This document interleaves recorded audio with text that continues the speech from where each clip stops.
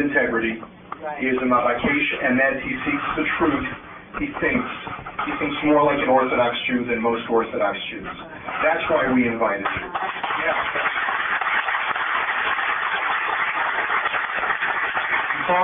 You talk about chizuk. You talk about being strengthened by an OU convention. I get no greater chizuk as an Orthodox Jew by knowing that one of the most famous celebrities in all of Los Angeles took time out of his busy schedule, did not charge us his normal, huge, astronomical honorarium. No, this is serious. To speak to a group of Orthodox Jews today because he knows that we represent his mother's milk, and he knows that we represent a Judaism that has a very soft spot in his heart and in the heart of almost every single Jew that we know. That's the chizuk that I get for you.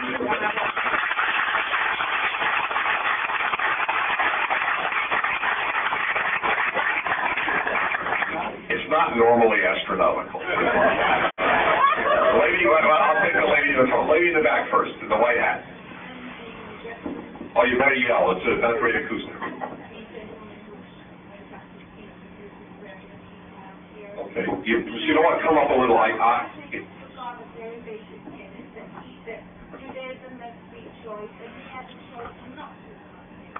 That's right.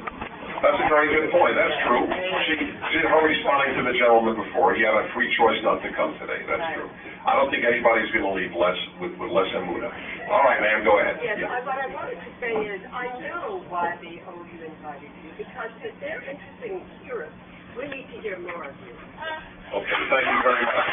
That's true, by the way. It's not self-aggrandizing. You said if you're interested in Hebrew, then you need to hear more of me. I know how to encourage you. That's the truth.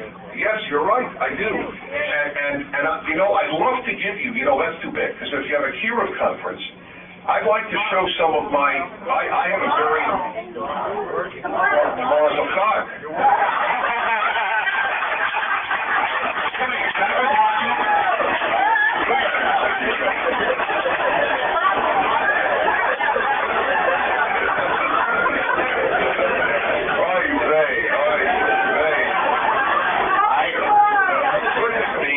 Jewish Week had an article on me 2 weeks ago. It was titled Menace to Menace. Now you understand. Oh, there you go. Cult of Kiruv. Let me give you one example. May I? Okay, let me give you one example. How I start Jews on Shabbos?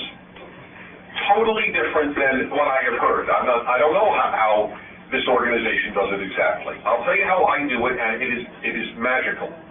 I know Chabad begins with candles. Totally understand that. I'm sure that not only Chabad does, but others, and of course, we like candles, obviously, but this is how I start. Because I normally speak to non-Orthodox Jews. 95% of the Jews that I speak to are non-Orthodox. And I did this at this shul in Florida. I said, look, you all drove here, except the rabbi. You all drove here to shul today, and when you drive home, on Shabbos or any other day, I have one request. Do not turn on the car radio. I want you to keep Shabbos in your car. Now, I always add the following, proved just now. Two groups of Jews laugh at me for that line. Orthodox Jews and non-Orthodox Jews.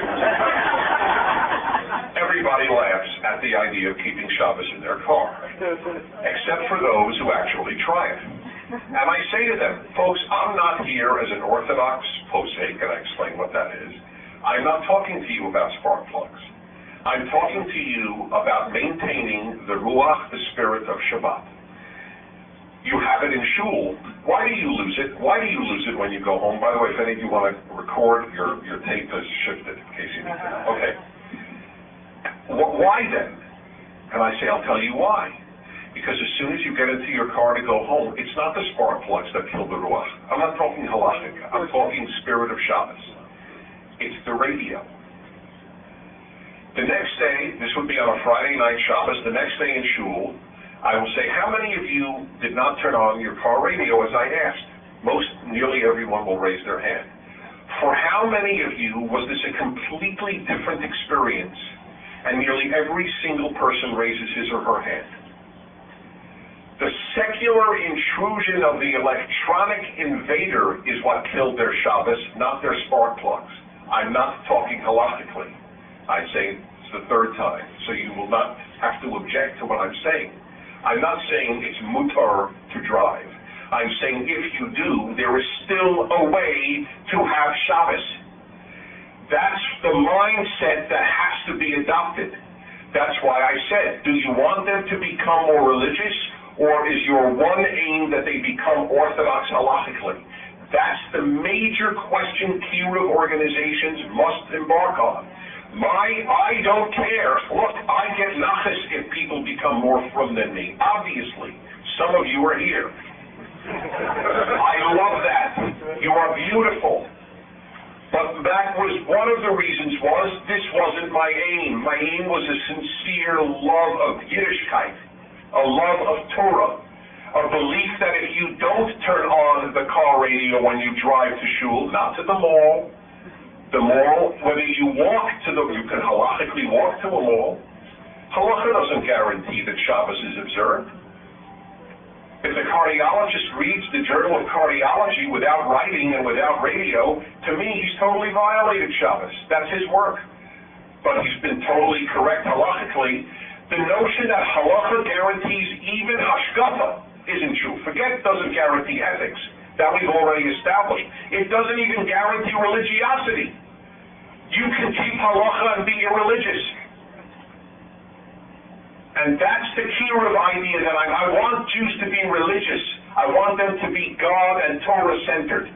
The moment the radio goes on, the TV goes on, Shabbos is over. Not the moment the spark plug is lit. That's a halachic infraction. It's not a Shabbos violator in the way I'm talking about feeling Shabbos and God. That's a different approach, and I know it works. Some of you are living examples of it. You may have to modify it because you don't want them to drive with or without radio. But if you started with no radio, you get them to understand the feeling that Shabbos can have. People who come to my home and my home is banned. No, there are no electronic invasions. Lights are turned on, but there are no electronic invaders. No video games, no computer, no internet, no TV, no radio, no stereo. That's what makes Shabbos much more than no lights. I understand the fire issue. It's why I don't smoke my beloved cigar or pipe on Shabbos, because of the fire prohibition. But electricity, in any event, it was a shiloh at the beginning. Now it's not a shiloh. I understand that. But this is one way that I have worked out to get Jews to begin, and it makes sense to them. My God, I still feel Shabbos in the car. I can't believe it. They were taught to think that driving killed Shabbos, and I taught them to think radio killed it. And I was right.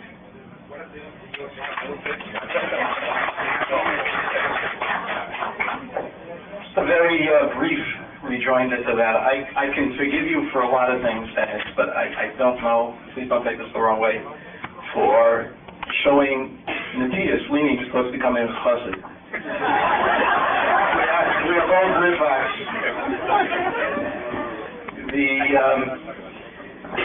The classic Bible of Mishnah, Nefesh HaChaim, made it very clear that one of the essentials of our belief is that aside from all of the explanations of what we can grasp and kavanah and all of that, HaKadosh Baruch Hu did put within every mitzvah, every positive mitzvah and every negative mitzvah, consequences, whether they are thought of or not.